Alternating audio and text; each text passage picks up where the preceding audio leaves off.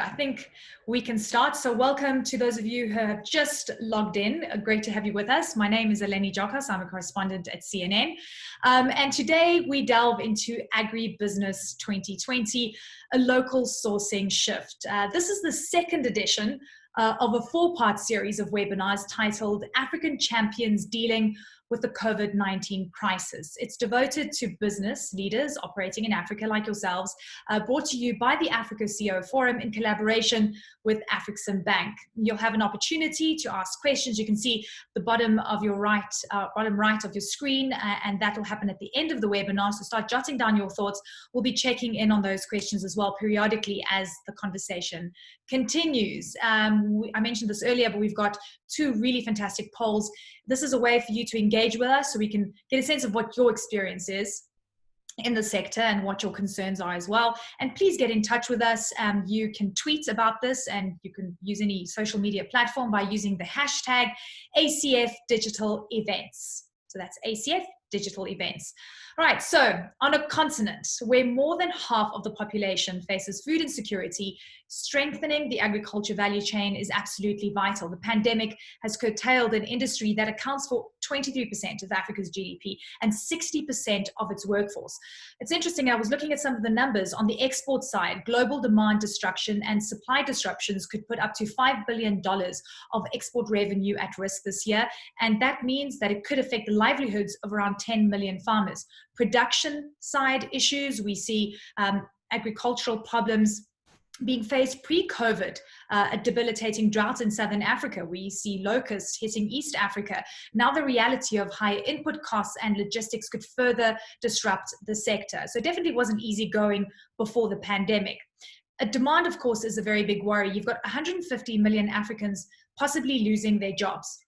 And if you think about the fact that low-income households are spending around 80% of their income on food, it gives you a sense of the compounded effect on the sector itself. For example, in West Africa alone, agribusiness has seen a 25% drop in revenue. Now, could the game changer here be local sourcing, investing in the local sector and making the continental free trade area a catalyst to shore up the value chain? From cocoa to coffee and grains, our biggest challenge has always lied in the fact that Africa still exports raw materials for others to process. How do we finally build momentum in the processing and agribusiness sector and put a dent in that $50 billion import bill? So how can government and private sector interests be aligned? These are just some of the topics and themes we'll be covering today. So much to get through, and I've got the best minds in the industry from all over the world and on the continent. I'd like to welcome our speakers. We've got Lillian Kidane, Associate Partner at Dalberg. She is in Paris right now, but is from Ethiopia. Uche, COO of Lorry Systems, on standby in Lagos for us. Vimal, Shah, Chairman at Bidco Africa, in Nairobi, Wandile Sihlobo, Chief Economist of the Agriculture Business Chamber of South Africa and a Commissioner at the International Trade Administration Commission of South Africa in Johannesburg, and so am I. And Imad Buzian, the Senior Vice President for EMEA of the Nitron Group, coming to us from Casablanca, and Ikenna Nzewi, the CEO of Relive, joining us as well. So really a pleasure to have you with us. Thank you so much for taking the time. And Lillian, I'm going to hand over to you. You have put together a presentation for us, putting the current situation in context, the numbers that are showing the changes in demand and trends. And I'm handing over to you, Lillian. Welcome. Great. Thank you, Eleni. Thank you all. It's an honor and a pleasure to be here, especially with colleagues and esteemed guests.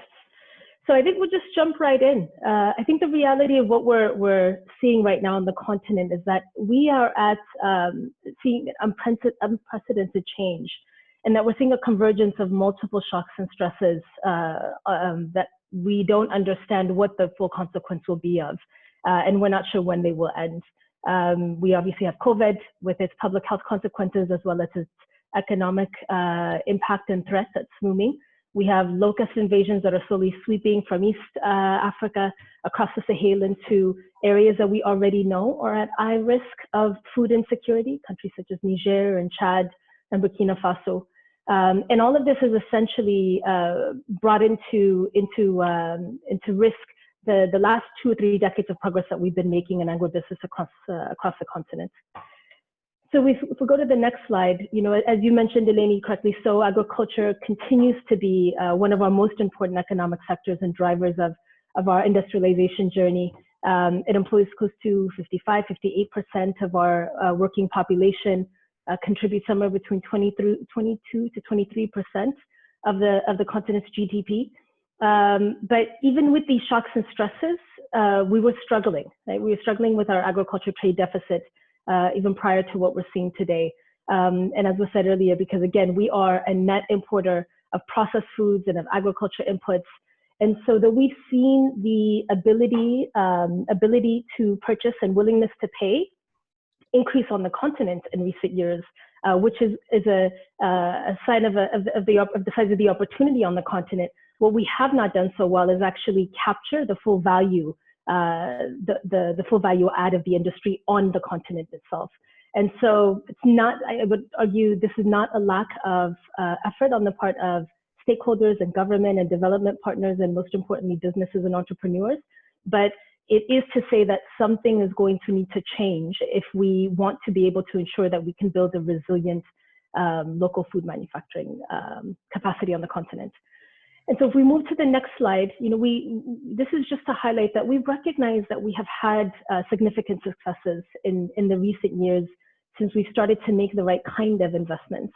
And so what this has confirmed for us is that we are on the right trajectory, though we still have a bit of ways to go. And so the example here just highlights, specifically the competition that we often see across the continent between locally sourced goods that are often at a higher price against the more affordable or cheaper imported alternatives. But nonetheless, in the example here, which is of palm oil in Tanzania, we were able to see a successful investment that is now thriving and currently is impacting 500,000 farmers and their lives and communities. And so what we want to understand is how do we understand how these businesses have been able to gain these successes and build some level of resilience moving forward. If we go to the next slide, we're also seeing not just those that have survived over the last 20 years or 10 years of efforts, but really those that are seeing the current situation and capitalizing on it as a tailwind. And really these are early signs of resilience, not to be taken for granted, but impressive nonetheless. The example that you see here on your screen is one from Senegal, which is a dairy producer who was able to scale their services due in part because of the disruptions in the import of global alternatives and their ability to then capitalize and take over some of that market share that they see. This is not a single incident. I think we can also mention in our work, I have seen in some recent work we did with the government of Ethiopia, we recently saw that in the last 10 months, the export earnings had reached about $2.4 billion, which was a $270 million increase from this same time last year. And so recognizing that, of course, there are many variables that come into play, the reality is still that where there are examples of disruptions in access and changes in demand patterns, coupled with some level of quick action, we are seeing some businesses being able to steal some of that critical market share, either in region or globally as well. And so, we do want to celebrate these successes, but I think we also don't want to lose sight of the fact that they're not really quite representative of what businesses and agribusinesses are seeing and experiencing across the region. But a question that I would like to bring is, are there some lessons learned that we can identify from these examples, as they are, again, the early examples of resilience against some of these shocks and stresses. If we move to the next slide, these success stories have endured are again examples that the early investments in systems and policies that would allow and enable a conducive investment environment were the right thing to do. They have proven that there have been significant investments that can yield improvement on development outcomes. But we still know that there are industries that, even though they have taken advantage of this and achieved considerable growth, in recent years. The reality is that we have no idea if they're going to be able to survive, as looking at how they've currently been hit. And some examples we think about are such as horticulture, aquaculture, which have had significant growth and yet are also taking a disproportionate amount of the hit in recent months since these shocks and stresses have hit region. And so what we recognize is this is still a bit of a unwritten or yet to be written story. And in that, it brings us an opportunity, I think, across the continent to rethink some of this.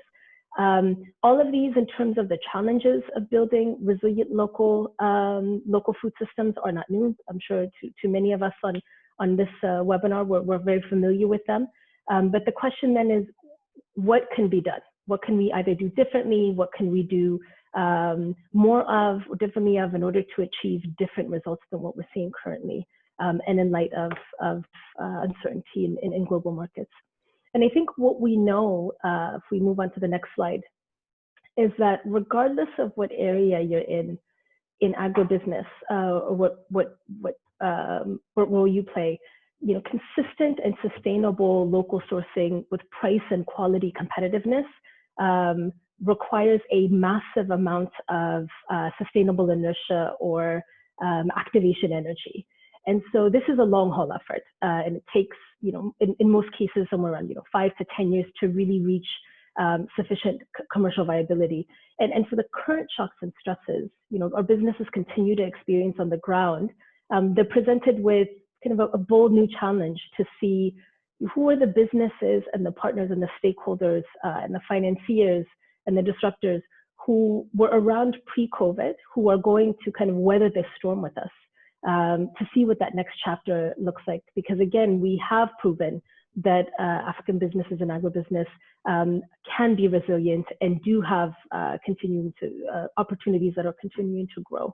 And so Africa's local sourcing journey is not for businesses that are really looking for quarter-to-quarter returns. It's for those who want to partner with us for the long haul.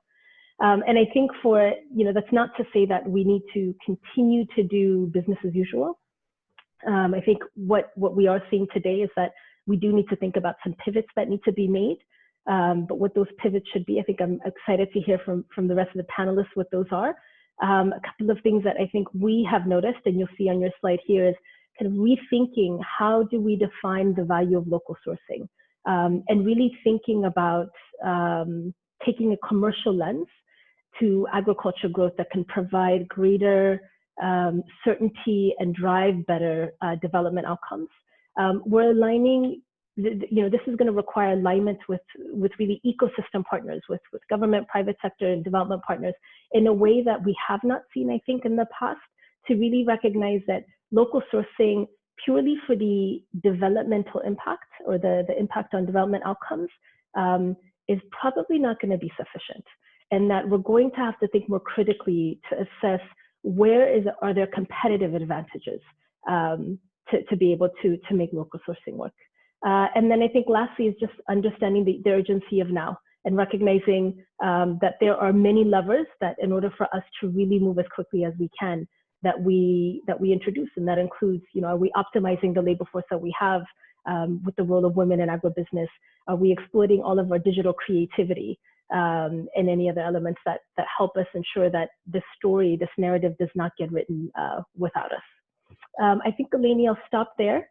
And pass it back to you. Great. That was really interesting. I'm glad that you touched on, the powdered milk substitutes. We actually did that story in Senegal, and it was incredible to see that actually milk production is part of, the heritage of people there, and yet it just was completely decimated by imports. So thank you very much for that. Our first topic now, we're going to get into the first leg of our discussion. From farmers to industrials, how has the sector coped with limited trade and changing demand? We have, of course, a fantastic diverse panel today, which are representing imports. We've got Vimal representing farming and processing, and Wandile, of course, is the economic whiz, who's got his handle on agribusiness side of things, as well as trade as well. I'm going to quickly get into the poll that I mentioned earlier before we get into the discussion. And it's on your screen right now. Take a look. The question is, will the COVID-19 crisis prove to be a game changer for the agro-industrial sector in Africa, you have 4 options. Please vote accordingly and submit your answers, and I'll be giving you the numbers a little later as we continue the discussion. So now we get into this topic with our panelists. So thank you very much, Uche, Vimal, as well as Wandile, for joining us today. And Wandile, I'd like to start off with you because I know you're a numbers guy, just like I'm a numbers person as well. And I think Lillian gave us a lot of food for thought, and she was talking about the urgency of now. We also know that we have been talking about processing and focusing on agriculture for a very long time. Do you think that the pandemic, based on what Lillian's findings show us, this could be an opportunity to create a catalyst for growth? Thanks, Eleni. I think it will depend on how African governments actually take this. Then depending on our reaction, it could be a catalyst, or we could as well remain to levels that we were in. There's really about 4 major things that I think we've observed on our side in a global agriculture in general during this pandemic. The story of trade restrictions in a number of countries, particularly those that are largely grain exporting countries. If you think in the Black Sea countries, and to some certain extent within the European countries, those were some of one issue. The logistics was one of the important issues, which I think that was important, and it had been major disruptions on trade, but luckily we managed to escape that. And the other thing is obviously the issues of food waste and around the labor shortages. And I think if one looks at all of these things that were confronting the global food system and say, what do they mean for Africa, who remains as a net importer of some of these products, it should have brought some sense of urgency to us to say, let's increase the domestic production. But increasing then the domestic production means that you need to be open to technologies. You need to be open to favorable policies at the farm level to allow investments. And I don't know if the African governments will be open to that. Depending on what their long-term reaction will be, this could be a game changer. If they get complicit after this, therefore we might end up slipping back to where we were. Yeah, I mean, that's really interesting. And that's a reality check, because at the end of the day, this is a crisis, and it seems that we become a lot more resilient during crises. So hopefully we'll see the needle moving on that. And one company that has been able to achieve that, Bidco Africa, we've got Vimal with us. Thank you so very much for joining us. And you know, you're across a very large part of the value chain. Tell me about how this has impacted your business. Have you seen demand destruction? Have you seen a drop in revenue? And how have you adjusted the way that you do business? What has the impact of COVID been for you? Thanks, Eleni, and good afternoon to everyone. I think very simply, if we look at what's happened, this is a health crisis. It's not a crisis of governments, or it's not a crisis of anybody else, but it's a health crisis. And we have an unseen enemy. We don't know who the enemy is, and we're trying to fight that. But I think overall, people haven't stopped consumption. People have gone to their houses, they've gone back. But what's changed is the hotels, restaurants, catering establishments have all closed down. So food demand in that sense from very many sectors that really serve food has slowed down. Consumers have gone back to their homes and they've become frugal. So they're not spending on anything that is discretionary, they will cut down. Non-discretionary is what they're spending on. So that's happened a lot. And therefore, demand has gone down in terms of the mass market. So a lot of products, people have downgraded themselves to say, fine, let me save. The reason is uncertainty. They don't know what's coming tomorrow. They don't know where I'm going tomorrow. Therefore, save whatever I can. So consumer behavior has come down. And I think overall, we've had a 30-35% reduction in terms of where the consumption was. But overall, I think, again, we do soaps and sanitizers. Demand has gone up because people are washing more and more often. So I guess the demand for our products hasn't gone too low. Yeah, fascinating. Yeah, I mean, total shift. Also in Kenya specifically, we've seen, 30% of people saying that they're starting to skip meals. And that just shows the reticence to spend money because there's fear, and consumer sentiment is such an important part of it. And for you, Uche, you're in the import business, and there's so much talk about trying to bring down this import bill. have you seen any signs that you're starting to see a shift in local sourcing? And has the COVID-19 pandemic and the lockdowns experienced in the region that you operate quite heavily, East Africa, impacted the way that you operate? Yes, so I think the earlier speakers addressed some of these points. For local sourcing to shift, there needs to be a lot more initiatives executed and implemented. And so given that this has been with us for just about 3 months, it hasn't been enough time for companies to then start sourcing locally. Some of the customers we work with have seen only as low as 5%. Why? Because there's the volume or the as low as 5% shift to local sourcing. It's because the volume or the quality or that scale isn't there yet, right? So is it going to happen? Possibly, but they haven't started shifting yet. With regards to the lockdown, that has really affected our business. And so sometimes I try to delineate between what is a COVID impact and what is a lockdown impact, right? So the lockdowns have caused a significant increase in cost, right? If we start all the way from the vessels, you're having in Nigeria, 70% of vessels were delayed by more than 40 days, right? Wow. So even though the imports did decrease, there were massive delays. Now what happens when the vessel is delayed? You pay 25,000 per day. Who is that cost passed on to? It's passed on to the consumer, right? And so we've seen transportation costs go up. The delays at the borders in East Africa caused transit times from 24 hours, move from 24 hours to even up to 3 weeks, we saw 2 weeks ago, right? And all of these are baking in costs into the transportation cost, which is about anywhere from as high as 50 to 75% of the cost of a good. So, who's absorbing these costs at the end of the day? The consumer. Who else? Who else is the consumer is absorbing all? Protect the consumer. That's also an interesting. So ultimately, that would make a case for local sourcing, right? But then, is the local market ready? So if the local market was ready, then it could have made a case for it. But given it wasn't ready, the question is: once these lockdowns start to ease, will those costs persist? Yeah. Right? Okay. Got you. Okay. Vimal, I'd like to bring you in here because I know that you had many dissenting voices before you entered the industry that you're in.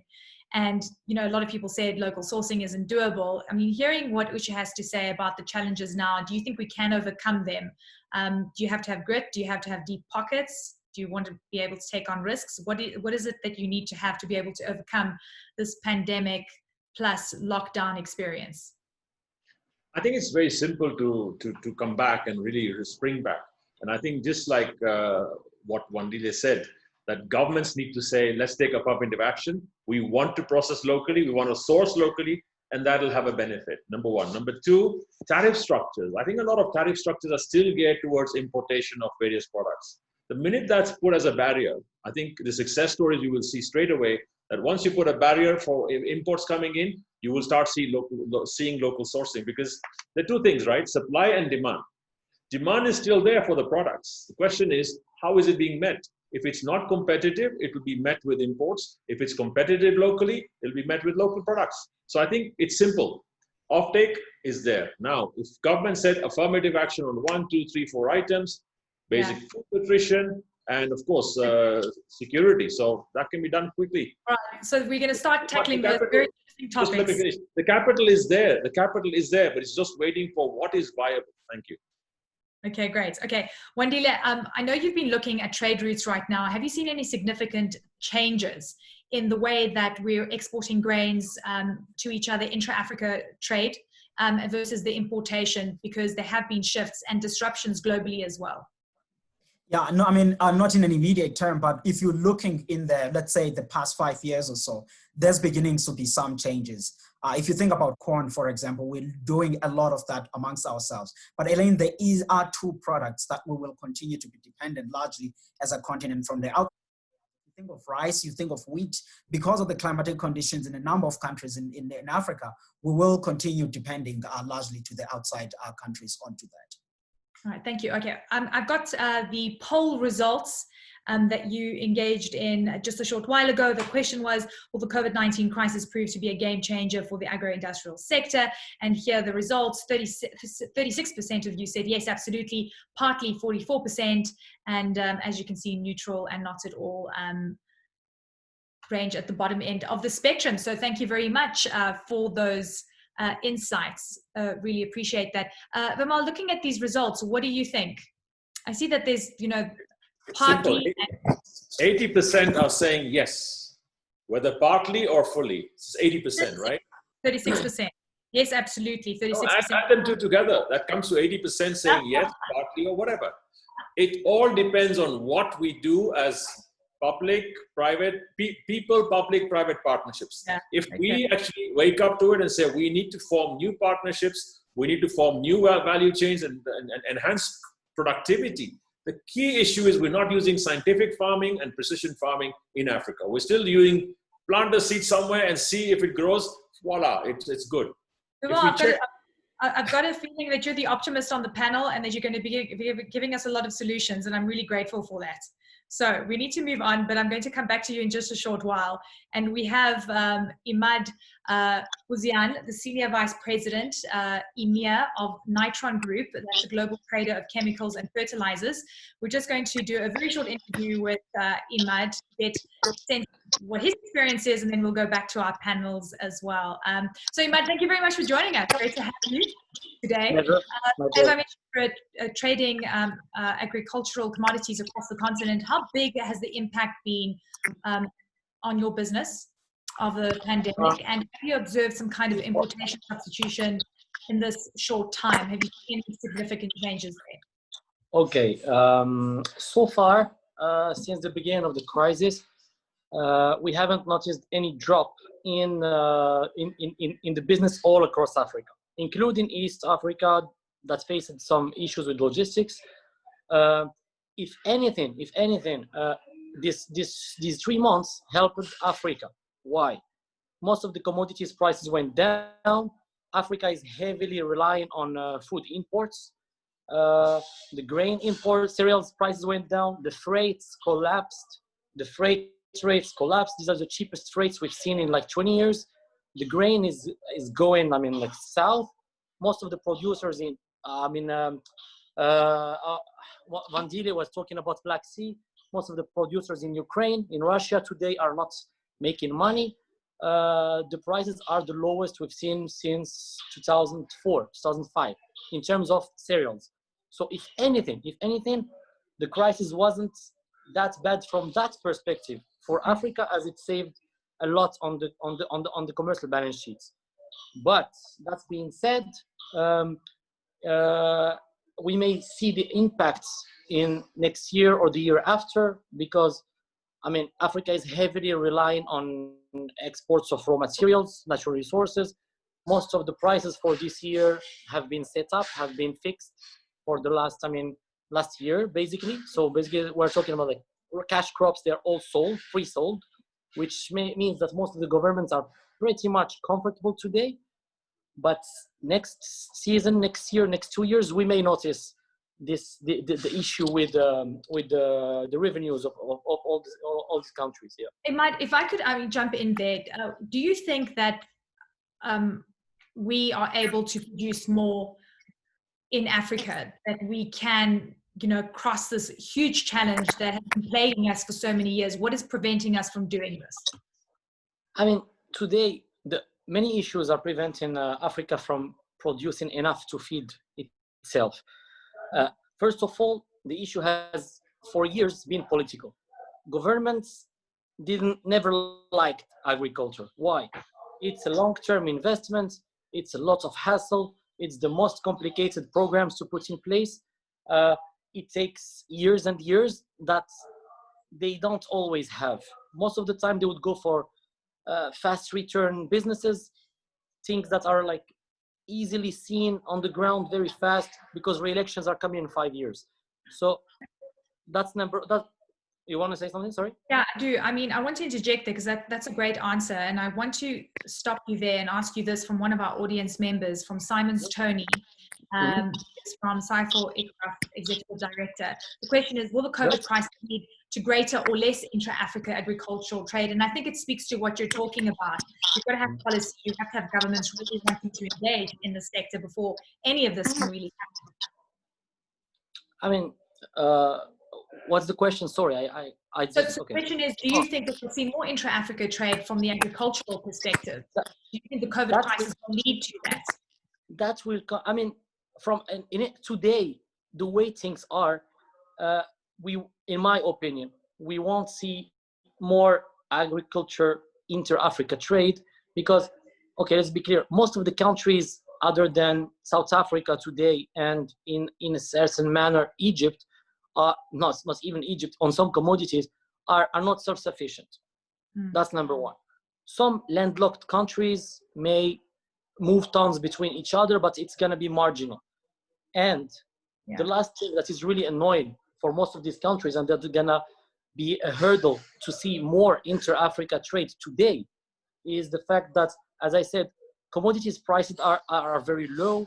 It's much cheaper today to import most of what Africa consumes than producing it locally.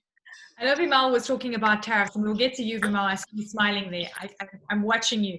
Okay, so Imad, if I could just ask you the whole notion of depending on essential goods, do you think that there's going to be an increase in political will, specifically in the likes of Nigeria, Tanzania, the countries that have really embarked on hardcore lockdowns, but they're going to want to shift to local sourcing? And by the way, we spoke to Unilever during our last seminar. We spoke to Massmart. Everyone is keen on local sourcing. They're trying to find different producers to be able to feed into their systems, and that's a really good sign. No, definitely there are. Let's be clear. Today, I mean, we did a lot with fertilizers. We are one of the largest suppliers of fertilizers to Africa. So the main agri inputs is fertilizers. We've noticed during the last year, 2 years, a strong focus from most of the governments on producing more locally. Whoever is able to is pushing the local production. Like Nigeria is pushing local production. They are becoming one of the largest urea producers in the world.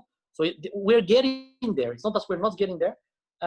Tanzania, the government took over the procurements because definitely it's a key strategic business for them. It's key strategic asset, the sector.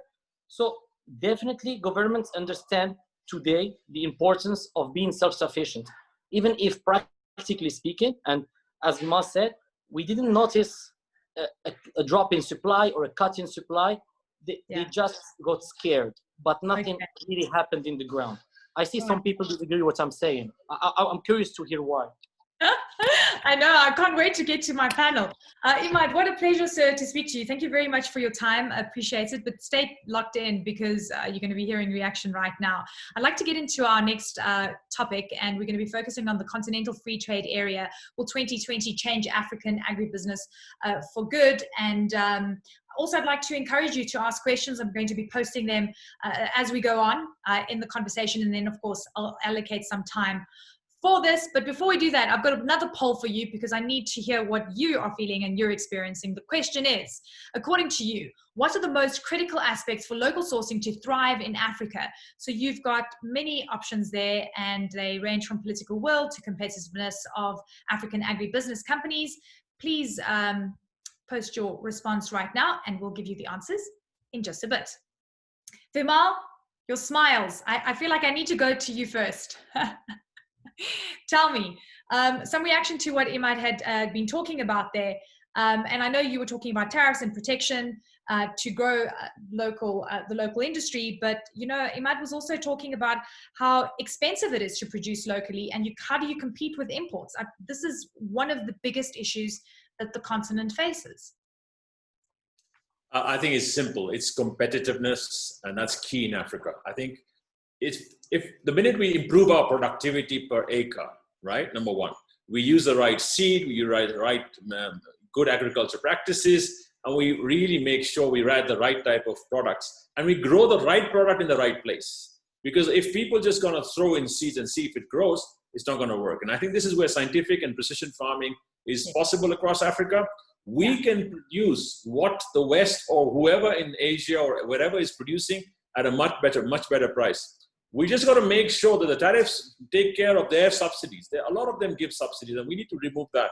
We need to make sure that we make local production more competitive. And that's simple. Value chains, market access, let's meet the supply and demand together. It's no rocket science. It's simple. The only thing is, like somebody said, I think Wandile said, or was it Uche who said, the point is agriculture and agribusiness is a long-term investment. It's not a one-day thing that I plant today and it's out tomorrow. You've got to have that patience, but government and private sector and capital needs to work together. We don't need harvesters coming to Africa. A lot of people are harvesters coming and saying, let me take the fruits away. We need planters to come to Africa with a long-term. We have the sun, we have the soil, we have unemployed people, we have the resources. What don't we have? And we have the demand. Okay, Wandile, what don't we have? What don't we have? I mean, and I know that you've got pent up thoughts here that you want to get in. No, I mean, the point that Vimal is making, we've seen, Eleni, that even on South Africa, we were importing, for example, almost half of the soybean that we're using on our poultry sector. But right now, I mean, our production has nearly doubled in a space of less than 5 years. But what was important, though, was not only using trade policy on its own, but sequencing it with the political will on ensuring that people have access to land and they have tenure on that land. There is financial support for farmers to be able to borrow money and proceed with the business. And in addition to that, embrace technology that is coming in. Either it's a biological, it's a mechanical, that's the thing that needs to be then sequenced with the trade policy. Let's talk about trade policy in the Continental Free Trade Area, which is going to be a game changer, they say, for intra-Africa trade. Do you believe in protectionism? Do you think that countries need to protect their goods by subsidizing and focusing on embarking on tariffs on certain goods? What is your thinking on that? Yeah, I mean, I sit in South Africa in a body that is a tariff-setting body of the country. So obviously, we use these instruments.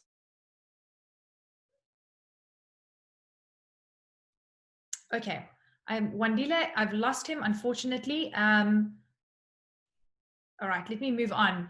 Uche, let's go to you. And when we talk about the Continental Free Trade Area, do you think that that is going to hurt your import business when there's going to be a fundamental shift focusing on intra-Africa trade and to try and bring down that import bill? So yeah, I mean, I think that for us, most of the moves that we do within East Africa, 60% of that is actually, into regional trade, right? So it's not that we're focused on importation; we're just focused on long haul because that gives us more value for our money. Right now, of course, the more competitive that the local market gets, the more, the cheaper that it will get, and the more the shift will happen.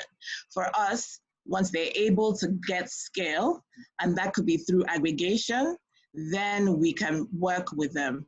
We don't have any preferences as to who we're working with. We just want to bring efficiency to the logistics space, right? And we've been able to do that in the past by reducing costs by about 10%. Our goal is to continue to reduce costs by cutting the middlemen in that chain.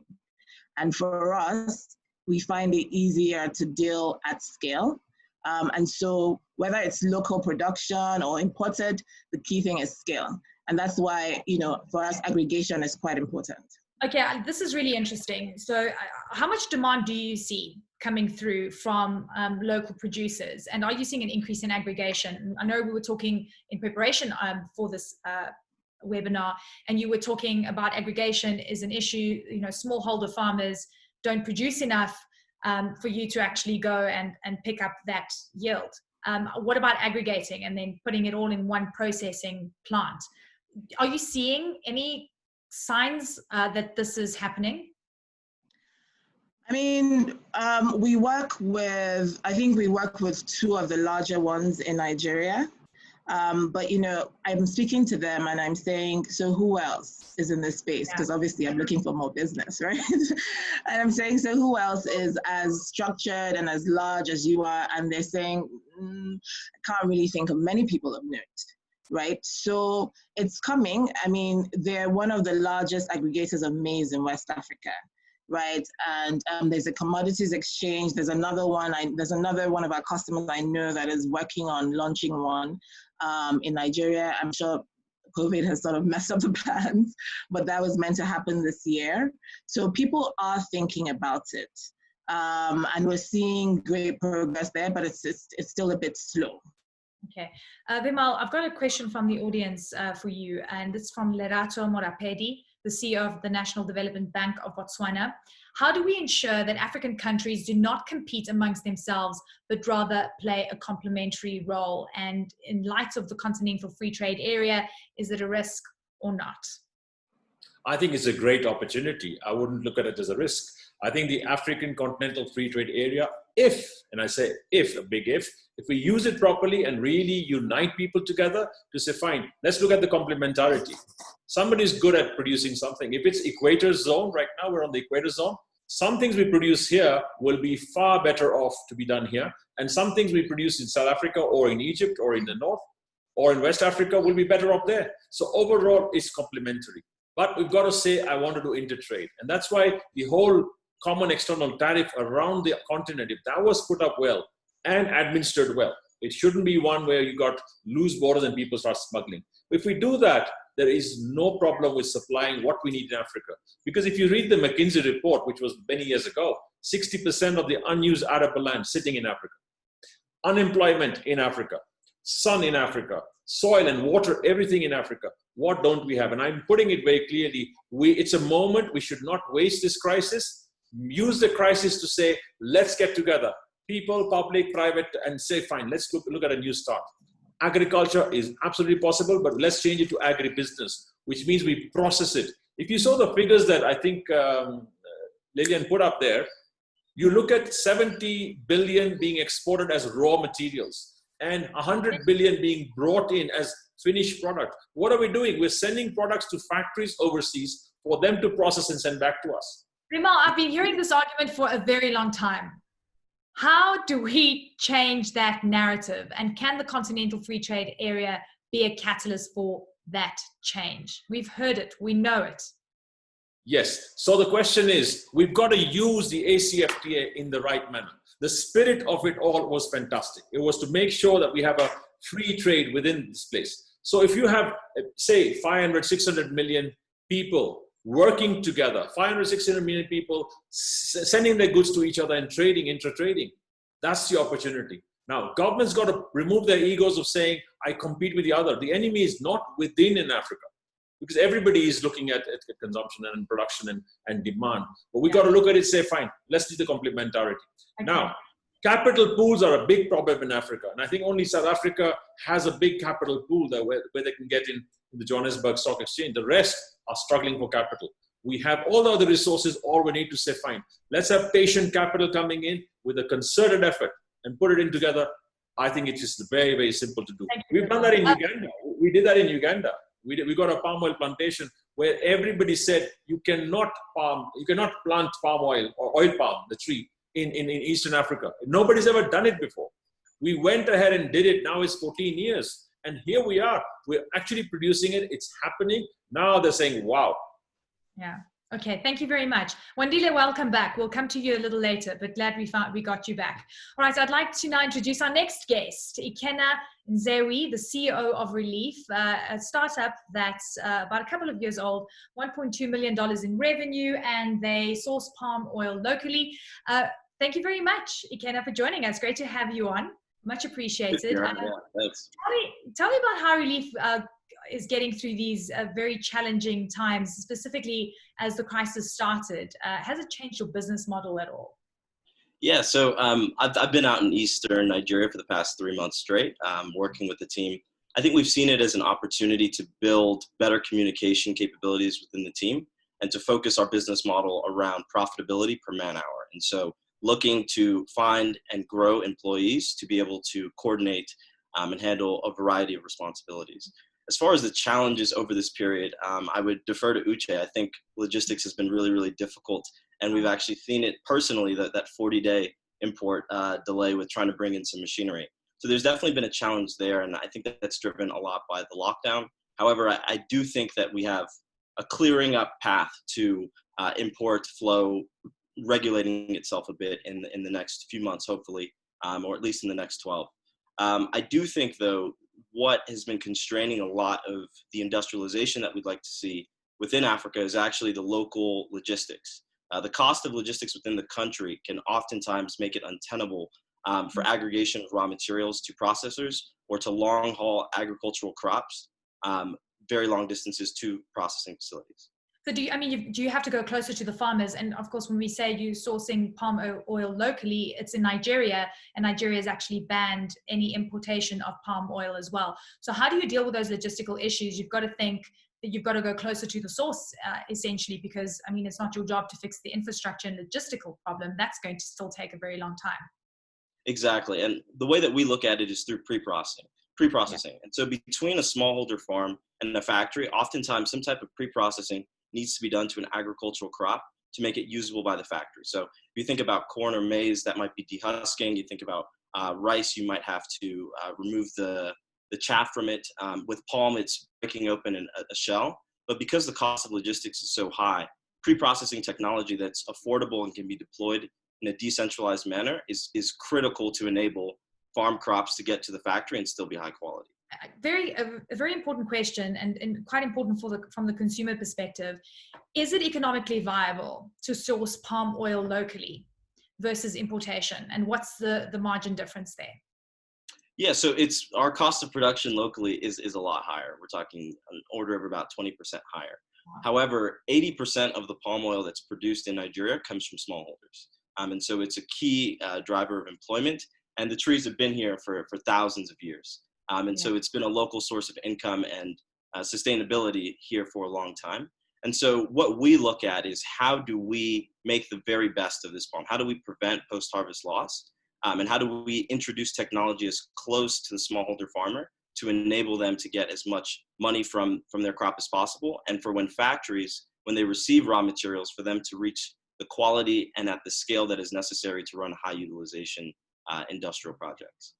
During our last webinar, we had Wandile Mene from the Secretary General of the Continental Free Trade Area, and he basically broke the news on the Africa CEO Forum webinar, saying that the Continental Free Trade Area is going to go live on the 1st of January 2021. And I'm curious, do you think that this is going to be a game changer for your business? And the fact that you are unable to compete with imports right now, do you think it's going to change the playing field, that it's going to help bring down costs for you in some way?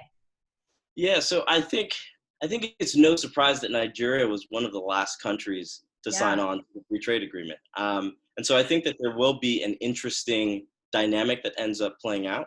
However, I think it's not just that a law permits commodities to flow from one market to another, but the roads by which those commodities flow. And if you look we're situated in eastern Nigeria. If you look at the infrastructure and the roads that connect Cameroon to Nigeria, they're very, very perilous roads, and they don't lead into direct demand centers. And so I think that we will see from countries like Nigeria some protectionist pushback as the free trade agreement starts off, and it'll be interesting to see how the various stakeholders throughout the value chain deal with these developments. Yeah, Ikenna, thank you very much. Fascinating story. Thank you very much. Great to be with you and meet you. All right, so poll result time. If we could get those results up in just a short while. There we go. So the question was, according to you, what are the most critical aspects for local sourcing to thrive in Africa? 29% say political will. This is quite a mixed bag, but I think Vimal is going to just do some maths for us and consolidate the figures. Competitiveness of African agri-business companies, 24%. So I think that's kind of a fair play between political will and the private sector. So really fascinating. Thank you very much for your thoughts there. Transportation and infrastructure coming in at 11%, and markets across Africa, 11% as well. So very interesting. All right, thank you so much for that. Let's now move on to our next topic, and we are going to now delve into the role that the private sector can play to move towards a more self-reliant Africa. And it's actually quite telling from the poll that we just did that private sector commitment and agribusiness commitment is just as important. Wandile, welcome back. I'd like to start off with you. What are your thoughts on this? How important is the private sector going to be? And I know you were telling me some South African businesses tried to delve into other African markets and were burnt and didn't have a good experience on the agriculture front, which, by the way, is already a very risky business in many people's eyes. What has your experience been in this space? Yeah, I mean, it depends on the rule of law and the possibility to make returns to be able to get on some of these countries. So for me, I would say in the near term, obviously, there will still be some challenges in expanding, let's say moving from South Africa to the continent in a number of countries until these issues are clarified. And I mean, Kwame was making some of the other examples there on the logistics. Until there's also some of the things that are resolved. Private sector will only follow when the infrastructure is there and also when the policy is a bit of conducive for us to be able to get those returns. Until that is resolved, I think that there's going to be some issues. And a little point I want to insert here, and it leads to the discussion we just wrapped up, because one of the important things that Africa is going to be facing, you're looking at a continent where GDP per capita is going to be contracting by more than 5% this year because of this pandemic. So the demand story for me is one of the important things that we'll have to be looking as we are thinking about this trading all together by ourselves. Thanks. All right, that's really interesting. Vimal, if I could get you in here as well. We've seen companies being able to repurpose their factories, and I know you've done this as well in your business, to deal with a new demand that's coming through related to the pandemic. How easy is it to do this? How important is it to start sourcing locally when you are rejigging your factories? How is this changing the way you do business? So thanks, Eleni. I think I'd put a challenge to everyone and say, fine, supposing all borders all over Africa, there was no ships, there was no planes, nothing was coming from outside. Would we all just die and wither away? What would you do differently? And that was a serious learning from COVID. And I think the COVID lesson must be used for us to say, if Africa had no more ports, no more importation, nothing coming in, what will we do for food? We will repurpose all our lands, all our people, and say, guys, let's get into farming, let's plant something, let's get self-sufficient. Right? We'll do it, we'll do that, and it'll happen. So whether we go to vegetables, whether we go to maize, corn, whatever, we start producing soybeans or whatever, we'll start doing it. And that's what I'm saying. Necessity is the mother of invention. And I think the point is, the necessary situation right now is we have all the resources. What do we need to do to make ourselves competitive? Let's go and see if China is competitive, if US is competitive, if South America is competitive, what makes them competitive? Is it land? Let me talk about what Uche was saying, and actually Ikenna mimicked, basically reiterated that. Logistics is a problem. If you've got a part of the value chain that is substantially increasing your cost, how do you then become competitive? That's not I'll tell you very simply. You don't need to have production in one place and produce for the whole of Africa. You don't. We need to have distributed manufacturing so that factories can go where the produce is. If we just identify where is the maize, where's the corn, where's the soybeans, where's the sunflower, identify that and put factories over there, you'll have a logistical problem solved. Then second thing is from there to move that cargo out there. And that's where governments need to come in. Governments need to make sure we have access to roads and we have freedom of movement or access. A lot of countries are stopping borders. At the borders, a lot of fresh produce is stopped at the borders just so that it sort of deteriorates at the border. Why? This is the barriers that we need to bring down in Africa. If AfCFTA is going to work, we need to have freedom of movement of people and goods across the nations. Wandile, you mentioned government policy needs to be conducive and work as an incentive for investment into the industry. What policy changes would you suggest? I mean, some of the simple things, Vilma is talking about the technicalities of moving this, but capital goals that some of the African countries do put. If I'm leaving Johannesburg now, I'm going to Kenya to set up all of the processing facilities there, but I can't bring back the money when I want to move it to where I want. Those are some of the real challenges that some South African businesses have actually experienced in the African continent. And obviously, the other one is about how do you get that productivity that you are talking about, Vimal? You get that productivity, but getting all of those inputs that are needed in there. For those farmers to have the incentive and be able to borrow money against those lands, that's where then the land policy also still becomes a fundamental thing in Africa. And I think we need to think critically about some of those things. Here's a question from the audience. Could an agricultural product specialization country by country be a good strategy to create a common growth and development? This is from the Sodeco Holdings CEO. And I think what they're trying to say is agricultural product specialization in each country, that might be a good strategy. I think Vimal reiterated that, but Uche, does this sound like something to you that would help the private sector flourish?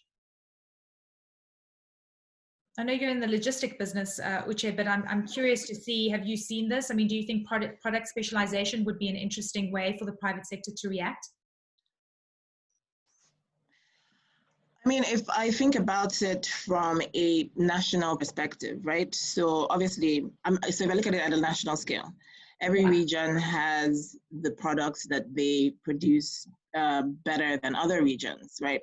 And from a logistics perspective, if we are able to make sure that on every trip, the truck is loaded and doesn't have to do one empty trip, then that automatically reduces the price of the transportation, right? So if production is distributed such that I am taking goods from one point and delivering to that point, and at the other point, there's another good that I'm picking up and I'm going to another point to deliver, and at that point, basically connecting all the points of delivery with goods, that could potentially reduce the cost of logistics because it essentially means that the truck is utilized almost 100% of the time. All right, we're going to go to questions in just a short while. I'm going to ask one final question to my panelists.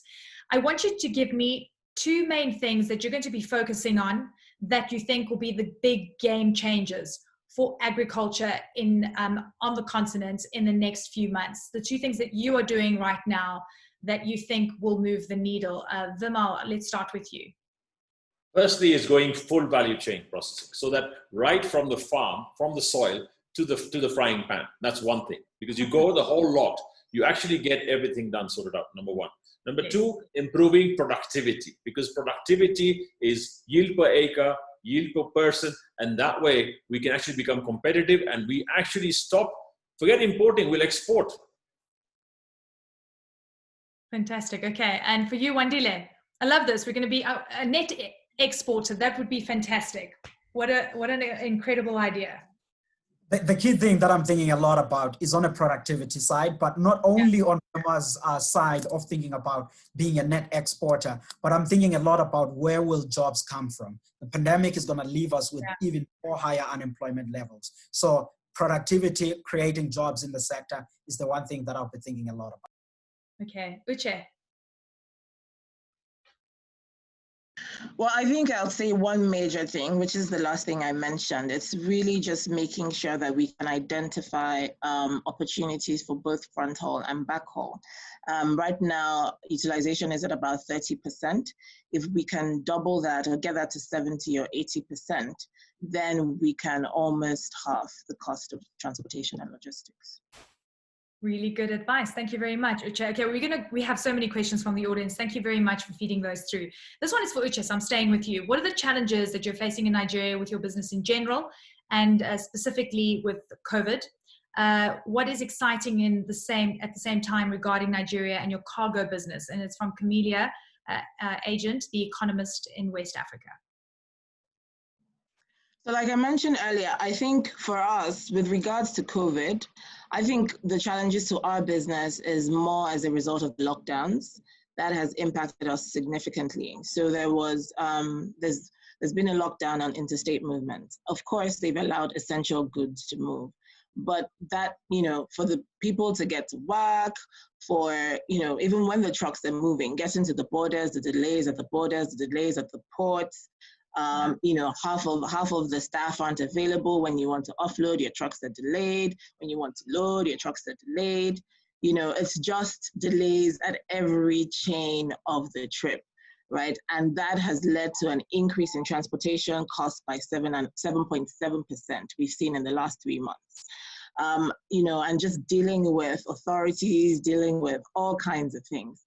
It's been very challenging, I must say, but Nigeria is a great place to do business when you talk about opportunities. So, for instance, we're working with a lot of the biggest millers in Nigeria, right? And we are their #1 logistics provider, but we don't even supply up to 10% of their demand, right? So the opportunity is vast, and like I mentioned, we haven't actually started working with a lot of aggregators. So I think there's a massive opportunity there. Once the market organizes itself, I think that we can provide a lot of value in that space. Here's a question for all the panelists, and it is from Lloyd LePage, Senior Advisor for the Agri-Food Systems, Tony Blair Institute for Global Change. And the question is for everyone. Other than emergency funding, what top 2 to 3 things can African governments do to strengthen ability of agri-food private sector to cope with the crisis? So, Vimal, let's start with you. First and foremost, put an idle land tax. So any land lying idle, not being used, put a tax on it, make it so expensive so people will lease it out. You don't have to buy this land, lease it out. And then get financing available for agriculture so that the 10% that was promised in their budgets to say, let's spend on agriculture, you put government capital to make sure the infrastructure, the roads are done, and the private capital will come in. And I think that's where making demand and supply meet together. And really, localizing production is not difficult. We don't even need to look at the AfCFTA. We can look at each country and say, what are the comparative advantages each country has, and what can they produce? Why not make them, first and foremost, food self-sufficient? I think governments are going to be paying a lot of money to themselves for idle land tax. Wandile. 2 to 3 things that African governments can do to strengthen the ability of agri-food. Give people long-term land leases, or if you can, title deeds. I wouldn't go and say put that tax because they will be paying them themselves because they own large part of that land. But I think if you can give people those title deeds or long-term leases, they will begin to have a conversation with the private sector. And thereafter, we can begin to see some activity. Obviously, this will take some time. It won't be a short-term thing. And Uche, your thoughts? For me, the biggest issue is infrastructure. I mean, fix the roads. Fix the roads. Ikenna referred to them. It is crazy. The cost of moving goods to the northern part of Nigeria is double the cost in other markets because of the bad roads. So fix the roads, and think about multimodal sources of transportation. Right, so rail, look into that as well. So those are some of the things that I will encourage the government to do if I were to speak to them today to improve the sector. Next question from Mike Watson. What role and how do you think digital financial inclusion, access to credits, localized digital training, e-commerce and digital payment systems can help the agriculture businesses and their stakeholders thrive in Africa? We've seen this playing out actually, and it's, knowing when to plant. Farmers are getting alerts on their cell phones, knowing when they're going to get delivery of seeds and so forth. But how important is this, digital technology going to be? Wandile, what is your experience in this space?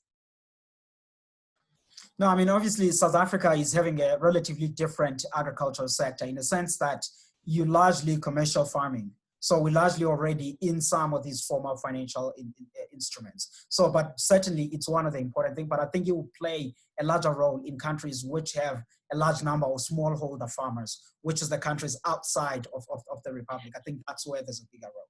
So Vimal, what is your thoughts on that? Is that going to be an important game changer? It is already a game changer. It's a disruptor, and really it can be leveraged much more. And I think this is where entire your extension services can go digital straight away. I think this COVID moment, we're doing this seminar online. We'd have had a conference somewhere in Africa or somewhere in Geneva where the African CEO Forum would meet up and talk. We're using digital stuff. So farmers, digital payments, a big, big plus. Disruptors are coming. So I tell you what, in logistics, you'll have more disruptors coming whereby you don't have to have a lorry that says go from X to Z. It's going to be Uberized. I think Nigeria has got one very small guy who talked to me a long time ago. He started his own company and now he's got logistics on call like an Uber. So you can actually ask for your produce to be taken from point A to point B. Number two, digital is going to be the big disruptor and new concepts of how to do things. And scientific farming will come through digital awareness. So we can actually spread the gospel through digitalness. Love that. Uche, and in fact, we've actually seen a digital push within the agriculture sector in Nigeria. I mean, have you seen that bearing any fruits when you're engaging with people? So I think, again, from a government perspective, it will be infrastructure, right? I used to be an investor in my former life. So I've seen all kinds of startups that have digital solutions, amazing solutions to agriculture challenges that we have. But the question is data. Is there data? Is there access to data? How affordable? And we've started to see those numbers improve significantly. But there's still yet to be a lot of penetration in that. There needs to be prevalence of data for us to be able to use the solutions. And the government, I mean, they've started competing with each other now, the states, giving right of way for fiber, which is great, but we want to see more of that. And I think that will drive a lot of adoption. Here's a question that's really made me think from Wale Adediran. Do we have the manufacturing and consumption ecosystems to absorb significant portions of our commodities that are currently exported out of Africa? And that is an interesting question to me. Who would like to, by way of hand, who would like to tackle that one? Vimal. I think there is a lot of processing capacity already existing.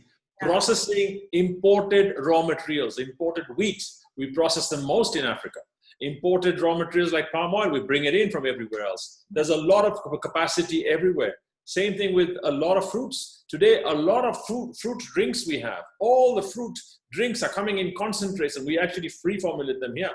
A lot of milk used to come in before it became localized. But a lot of stuff we have capacity, number one. Number two, where there is no capacity, we can put in capacity because all you need is to get that plant, improve your standards and work at world-class standards. And it is possible to do it in Africa. So I just think that this whole notion that we don't have capacity is a misnomer. Now, if you were to look at putting up a plant, it takes you 12 months to put up a new plant. By that time, you got your harvest coming out ready. So we can actually do planting and harvesting together and then processing it locally. It all needs planning, detailed planning, and say, fine, guys, let's go do it.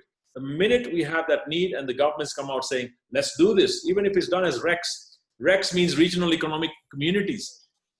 Africa has 5 RECs: Eastern Africa, West Africa, Southern Africa, Central Africa, and North Africa. The minute these RECs come out and say, let's do that self-sufficiency here, and we need to make sure we feed ourselves, each REC will then intra-trade with others. I mean, let me tell you, so Wandile, did you want to jump in? Yeah, just a quick. I think Vimal is a bit bullish on this one. I mean, we're doing a number of the studies and projects with the World Bank on these regional value chain. There is still a role to actually be done here. I mean, we've been involved in East Africa, in the Southern Africa region. A lot of processes in a number of countries still yet to be established. I would say we need to look at it on a value chain by value chain. Some are relatively developed, but some of them we're still really on the back foot in there. Can I ask a question? Please. Wandile, if governments came out and said, we want these sort of processing plants for this raw material, we've got this much amount every year, will people put up plants, or are you saying it won't happen? People will put up plants if those should be there. Okay, you know what? I'm going to jump in here. Let me tell you something. I went to Angola and I couldn't believe that one of the most expensive cities in the world, Luanda, had literally shifted from, being just incredibly expensive to actually having kind of decent prices relative to other African cities.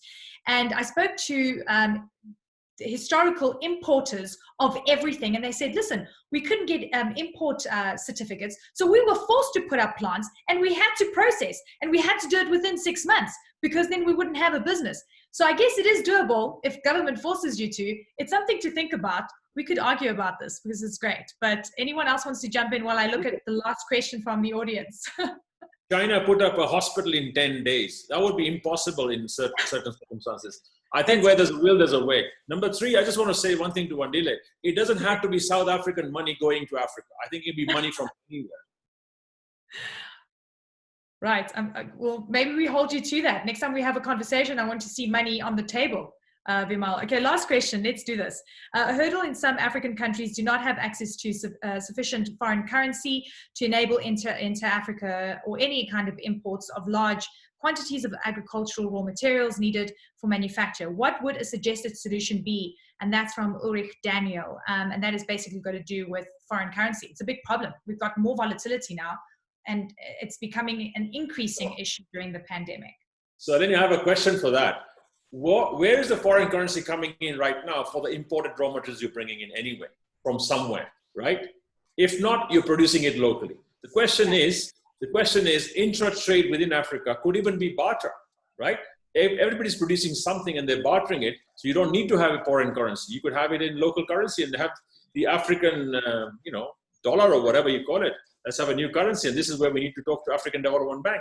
Let's have our own currency. So I think a lot can be done if Africa really cooperates. Right now, the problem is we all envy each other, we're jealous of each other, and that's the problem we're having in Africa. The minute we start saying collaborate, let's do it together, it is very simple and possible. Number 2, if we put in tariffs and we have a CET, if it's not administered well, and if it's all left to smugglers, and we have porous borders, then God help Africa. Okay, we've run out of time. I'm going to give each of you just a final last word based on the questions we've had. Uche, I'm going to start with you, ma'am. Tell me. It's been an interesting debate and conversation. It really has been an interesting debate. I mean, I do agree with Vimal. The opportunity is significant. I do think that, political will is number 1. We really need the political will, because at every step in the value chain, there needs to be a push, right? I can't think of one. 3 of us talked about like 5 different things, and they're at all different steps of the value chain. We need political will to push this, to drive this, and to coordinate across all the countries in the region to make sure that it happens. The opportunity is insane. It is immense, and it's there. And we just need to take advantage of it. Wandile.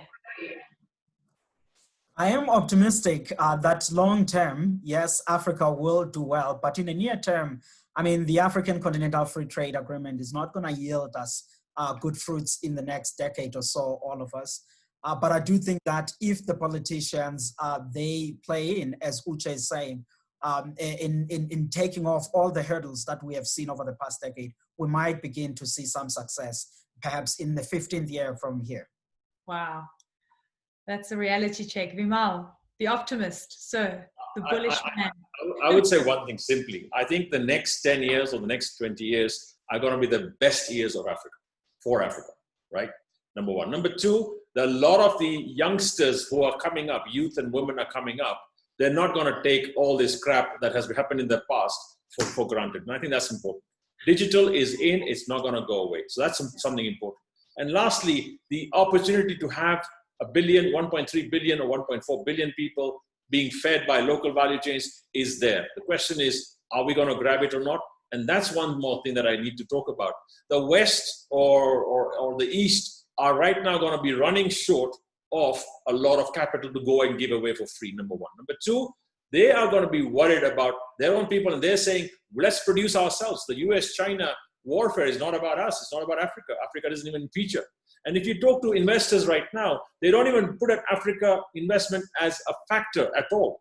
And this is where Africa has a serious COVID opportunity come together, bring capital together, do projects together, have bankable projects. What we do is we have good intent. I say we have an intent, we want to do wheat production locally.